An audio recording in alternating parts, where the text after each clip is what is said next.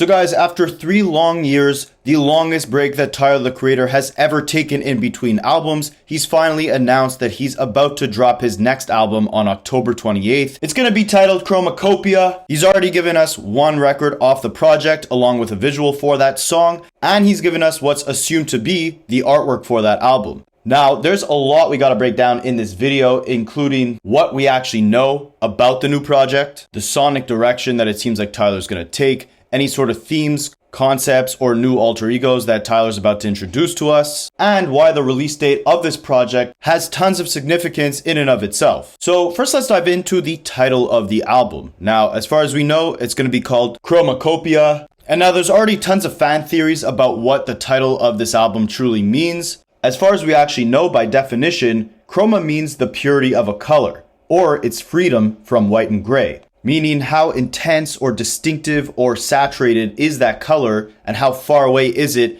from the bland shades of white or gray. As far as what kopia means, well, that's the Swedish word for copy, and I'm assuming you guys know what copy means. There was also a character by the name of Chroma the Great in Norton Juster's book, The Phantom Tollbooth. In the book, Chroma's job is to conduct an orchestra that colors every single day. Without him and the instruments, the world would have no color at all. Chroma, whose name means color, is very gaunt and looks just like a conductor's baton. The album artwork shows Tyler the Creator in a face mask, and with the hand gesture he's making, it almost looks like he's conducting an orchestra. On the cover, it's also written, "All songs written, produced, and arranged by Tyler Chroma." This was the same message that was written on the IGOR cover, and there's a lot of parallels between what Tyler has given us so far for this album, everything he's announced, and everything that went into IGOR. A lot of similarities, or better yet parallels, between those two projects that we're going to touch on very shortly. The first parallel being on this new Chromakopia album cover, again, it shows Tyler the Creator in a face mask. The only thing visible of his face are his eyes. On the flip side, Tyler's IGOR alter ego featured him in a wig and sunglasses. It was the complete reverse of this, as the only thing covered on Tyler's face were his eyes by the sunglasses. The cover's quite dark with a spotlight beaming on Tyler's face. He's rocking a new hairstyle in the album cover and in the visual that he released, and it shows his hair parted on two sides. It's very similar to what appears to be the two devil horns on the Chromakopia title font, which leads me to believe this album may carry a darker theme or sound, or as the title would imply, it's the evolution from darkness or lack of color back to color. I'm personally hoping for some more evil sounding Tyler music. We haven't really gotten that since Goblin or Bastard, but he obviously evolves massively with each project, and every album carries a certain theme and introduces us to a new alter ego of Tyler's through the music, the packaging, the costumes, or the intro track. Now, many people believe that the new track he released will be the intro to the album. We're going to touch on that song in a minute, but it's called Saint Chroma. Now, if you guys haven't kept up with Tyler's previous releases, again, every single album has a different alter ego. On Goblin, it was Ace with the ski mask. On Wolf, it was Wolf Haley. On Cherry Bomb, it was Chur Bomb. That character still trips me out to this day. On Flower Boy, he was Flower Boy. On Igor, he was Igor. On Call Me If You Get Lost, he was Tyler Boderdale. And now, he's Saint Chroma. Now, the album's expected to be released on October 28th. Funny enough, that's the same day as Frank Ocean's birthday, leading fans to believe that we'll finally see a reunion between Tyler and Frank Ocean. I believe Frank vocals were sprinkled on this new record he released called Saint Chroma, but it wasn't a true collaboration between the two. Frank had a very limited appearance, and Tyler was also just kind of whispering or doing some ASMR throughout the track. It seemed to be more like an intro or a teaser to the project than an actual full-fledged record. But aside from it being released on Frank Ocean's birthday, this release date does carry a lot of other significance. Firstly, it's the first time Tyler has taken 3 years in between projects. His last one was in 2021 with Call Me If You Get Lost. Before that, it was Igor in 2019, Flower Boy 2017. And yeah, he basically has only taken 2 years in between albums for the entirety of his career. Last year, he did release the estate sale, or the deluxe edition of Call Me If You Get Lost. So technically, he did release a project 2 years after his prior one. But it's been 3 years since his last full-fledged album, and he had fans believing he was not going to drop something in 2024. In classic Tyler fashion, he's been trolling his fans over the last week. Last week, he left a comment on Steve Lacy's Instagram post saying, I feel you, this stuff is annoying, especially when I never said out my mouth that an album was coming. Plus, I want to be an actress, LMAO. He also replied to a fan's tweet saying that we were all laughing at him, but at least he gets his own music in 2024. And he said, exactly, unlike the rest of the world in 2024. Basically, again, implying that he wasn't going to release something this year. Also, every one of Tyler's previous albums has either been released in the spring or summertime. So with him choosing this October date, with the darker tone of this new Chroma record that he released, and with the almost evil-like imagery of the album cover, it seems like we're going to get something from Tyler that is much more suitable for the fall or winter seasons. Now, a fan on Reddit had a very interesting theory of what Chromakopia's potential theme could be. The user's name is IGOR, and he said, Tyler's always been anti-tradition, but I feel it will be a heavier theme in this album rollout, especially with the lyric, give a F about tradition, stop respecting the dead on Chroma. You could also point to the visuals since it starts off being filmed in a darker palette, later being changed into color again, showing a sort of destruction of the norm. This may also be the reason why he's breaking the 2-year rule and dropping on a Monday when traditionally albums drop on Fridays.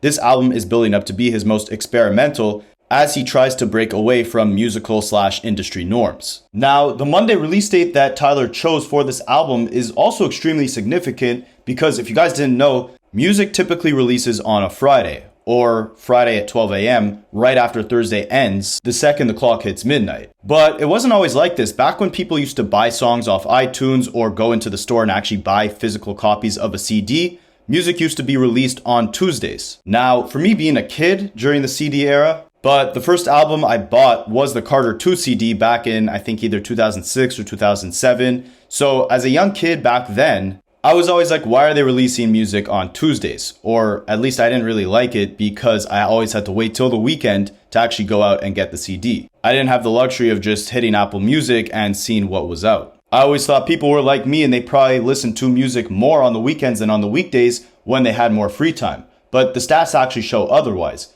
because music is actually typically less streamed on the weekends than it is on the weekdays. So it's interesting that they kept releasing music on Fridays instead of going back to the traditional Tuesday route. And Tyler actually disagrees with the younger me because in an interview with Nardwuar a couple of years back, he was saying that he misses those Tuesday releases. I think we should put music out again on Tuesdays instead of Fridays for some reasons. What do y'all think? His reasoning was pretty interesting as he basically was saying that you don't really get the time to fully enjoy music on the weekends because you're busy either partying or maybe you're at the gym listening to it very passively. My reasoning is, I know people think because of the weekend they could listen to stuff and streams go up. The streaming people are like, oh, streams go up on the weekend, but I think it's a lot of passive listening at parties or people get the time to go to the gym, so they're not really listening. And people on the weekends, they want to chill and just hang out, so they're not really listening. And to work on an album for so long and for it to be released at midnight just seems so disrespectful. Like, people are asleep on the East Coast for the most part. That's when you decide to release music. Whereas during the week, you're stuck in your weekly routine, you're driving to work, you're coming home chilling, looking for something to look forward to, and it was a much more special way to unpack a brand new album because you basically had the time or you were in the right setting to properly digest it. But I think if you put it out during the week, man, that commute to work or that commute to school or just whatever that is, you really have that hour or 30 minutes in it to really dive in and really listen. Because, once that's over, you got to get to work, And I think when that time is shorter, kind of like procrastination, you get more done, even with listening. I think it coming out in the morning would just make more sense. The co-founder of AudioMac, Brian Zizuk, also had an interesting perspective on this, as he said releasing music at midnight on Friday is incompatible with consumer behavior. I've been beating this drum for 5 years. Releasing earlier in the week, preferably during daytime hours, allows for greater engagement and conversation while people are still in the same weekday routine. Funny enough, before Tyler even made this announcement, the Dreamville group Earth Gang also announced that they would be releasing their album on a Tuesday, the day right after Tyler's album releases, and they said, "We decided as just pure music fans that we wanted to drop our album on a Tuesday. We enjoy Friday releases, but we also want people to be able to live with the music throughout the week and not get lost in the weekend. Drive to work with it, go to school with it, or clean with it." And as I get older, I do kind of agree with that. I don't know if it's just the nostalgia speaking, but I definitely do miss those Tuesday releases. However, as a younger kid, I could see why the engagement might be higher on a weekend when they have more time to actually sit with an album. Tyler actually even tweeted a year ago saying, "I would love if albums released on Tuesday mornings again." And I think a lot of the major artists are now experimenting with different ways of releasing music. We've seen J. Cole, Kendrick, and Drake all drop all their new records strictly on Instagram, not on streaming platforms. Now we're seeing Tyler saying, I want to release my album on a Monday. He doesn't really care, I guess, about having the full tracking week of record sales. He's not trying to fight for that #1 position on Billboard like he was 5 years ago when he was beefing DJ Khaled over who really had the #1 album in the country. If you guys want a whole breakdown on their beef, let me know in the comments. I also just did a breakdown on Tyler's beef with Chris Brown, so show me some love and check that out on the channel. And what I love about Tyler's album rollouts is that there's always something special about them, right? Like, we always get these new alter egos, these new characters presented with each new album and era. But what's also great is that there's no BS, there's no fluff involved in Tyler's rollouts. He doesn't do these long-winded traditional rollouts where there's a bunch of singles beforehand, there's a bunch of press and interviews. With his album IGOR in 2019, he began teasing the album on May 1st. The album was then announced 5 days later on May 6th, and then it dropped 10 days later on May 17th. With Call Me If You Get Lost, the rollout started on June 14th. The album quickly was released on June 25th. There was nothing really in between. No extra fluff, no extra gimmicks, strictly just the music. With this new project, he's doing the same thing. He's announcing the album 10 days before it's actually going to be released, which is great because it gives us enough time to still build anticipation for the music. It's not like he's just snapping his fingers and doing a surprise drop like a Beyonce or a Drake used to do back in the day. Those rollouts are also quite exciting. However, this is a little bit more balanced as he's kind of introducing us to this era. He's giving us a little teaser of the music we could expect, but not enough to where the suspense is fully drawn. We still gotta wait these 10 days. However, it's all strictly just focused on the music. Now, let's talk about the music and the visual that accompanied it a little bit. So he dropped the song Saint Chroma.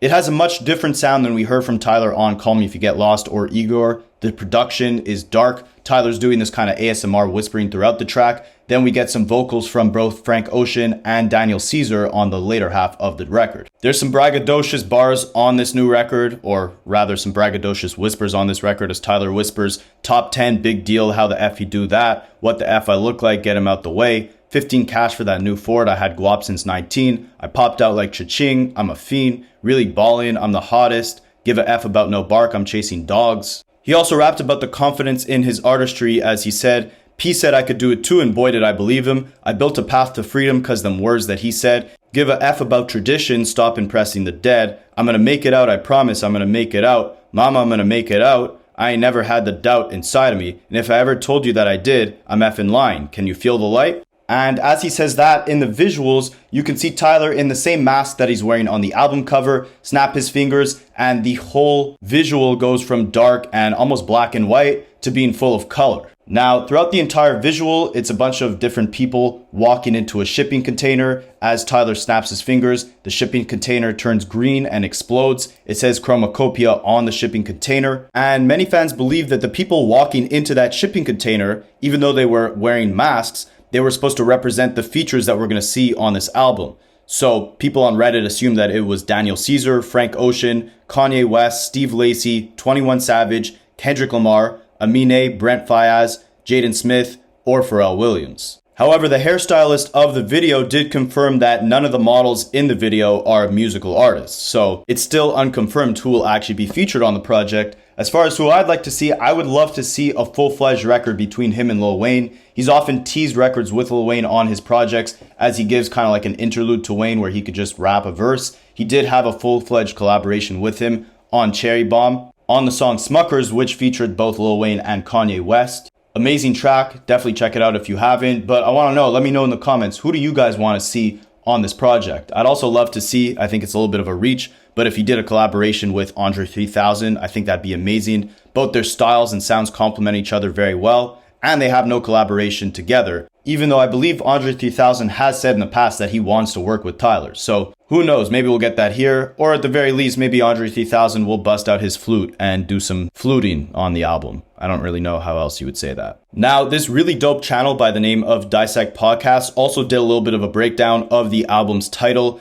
and the visuals that accompany it, which kind of give us a glimpse into what the overall sound and theme of the album will be. So he said, Chromakopia, chroma equals color, copia equals abundance. In the video, the explosion sets off a shift from colorless sepia to full color. It's obviously symbolic of something. Interestingly, chroma has a secondary definition. the aspect of a color's hue that depends on the amount of white and black in it. Given the racial overtones of the video, it feels like this definition could be relevant. Chroma keying is the technical term for a green screen that's used to layer 2 or more images / videos together based on color hues. This might somehow play into the green of the Chromakopia end card, the green container that gets blown up, and the green hand that triggers the explosion. Now, what's also very exciting is Schoolboy Q responded to Tyler announcing this album by saying, "It's really, really good, October 28th. He also said, "All my friends dropping music and it makes me happy. 2 more to go." Now, as far as who those 2 more to go could be about, obviously it's up in the air, but recently Schoolboy Q's label mate Ab-Soul also announced his new album's coming out, and we've seen a massive resurgence of West Coast artists releasing projects in 2024. We got Schoolboy Q's album Blue Lips, we got Vince Staples releasing an album, now we're getting Tyler and Ab-Soul. I'm assuming the 2 left to go would be both Kendrick Lamar and J-Rock, who have yet to release their albums. However, recently Kendrick Lamar's old record label mate SZA posted on her Instagram a tweet from Devin Malik which said, "Mood cause new K-Dot album's on the way." We know that Kendrick's about to do the Super Bowl. We know he's had arguably his biggest commercial year ever in 2024. We know he has a new album likely on the way. We've seen SZA and multiple other artists tease it. Now we're seeing Schoolboy Q saying there's 2 more left to go to announce our albums. It's almost Halloween. Could this be the return of the boogeyman? Who knows? It's an exciting time. All I know is that we are getting the emergence of Chromakopia. I'll definitely keep you guys updated on any new announcements Tyler makes and any new music he releases. And let me know in the comments, who do you guys want to see on this album? And what sounds are you expecting Tyler to bring in? It's definitely a very exciting time for hip hop. We're getting a lot of legends come back with new albums. Obviously, A$AP Rocky is also expected to release something. J. Cole as well. Kendrick should be on the way. Kanye West has been working tirelessly on his new album Bully. Ab-Soul is coming. TD has been killing it this year with releases from Schoolboy Q and Doechii. I think Freddie Gibbs also just announced a new album. So let me know in the comments who you're most excited to hear new music from. And let me know what you expect from this new Tyler the Creator album. And I will catch you guys in the next one. There's a lot of little nuggets in both of their disses that if it wasn't for these breakdowns, and salute to, guys like this, Rapaholics, because I think they directly get it.